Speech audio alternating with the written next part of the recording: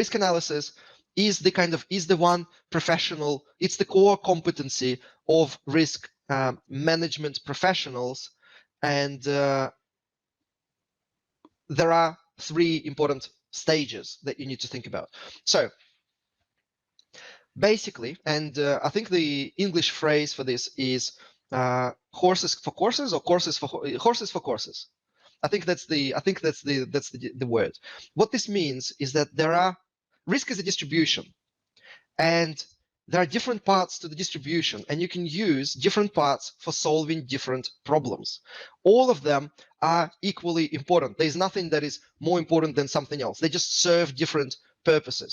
And so there are, just like in the Basel regulations that banks and central banks all over the world are using, we in non-financial services can apply exactly the same logic. I've divided the types of risk analysis into 3 stages: basic, standardized, and advanced. And I'll describe each one. Basic is taking your risk register that you have today and turning it into a quantitative or stochastic and quantitative, same thing, into a quantitative risk register. That will allow you to get a loss curve that in turn will give you 3 important insights, and it also allows you to prioritize your risks. So you would be surprised that if you turn your risk register, existing risk register, and you prioritize the risk based on the quantitative output, the prioritization will most likely change from what you now have in your qualitative risk register. That's just how detached from reality the current qualitative risk register is. So stage number 1, basic. It's taking your existing risk register, turning it into quantitative. Can be done almost at the push of a button. Second stage, standardized. This is when you start trying to figure out what sort of controls do you need, what sort of mitigations you need to think about mitigating risk. And this is something where you have to be very real with yourself. To mitigate risk, you have to take one risk at a time and deep dive into that risk using some sort of technique.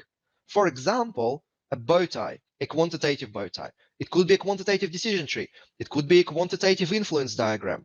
The message is that unless you deep dive into a specific risk, you cannot seriously have a conversation about mitigations, because whatever you have in your risk register, whatever the higher level statements, that is not enough to be useful apart from some trivial things kind of obvious to everyone. In fact, you don't want to talk about mitigations at the risk register stage because you just kill your credibility with wasting everybody's time on some kind of basic obvious things. So standardized is deep diving into a specific risk, and because it's time consuming, you want to deep dive into only selected important risks. You can't really deep dive into everything, too time consuming.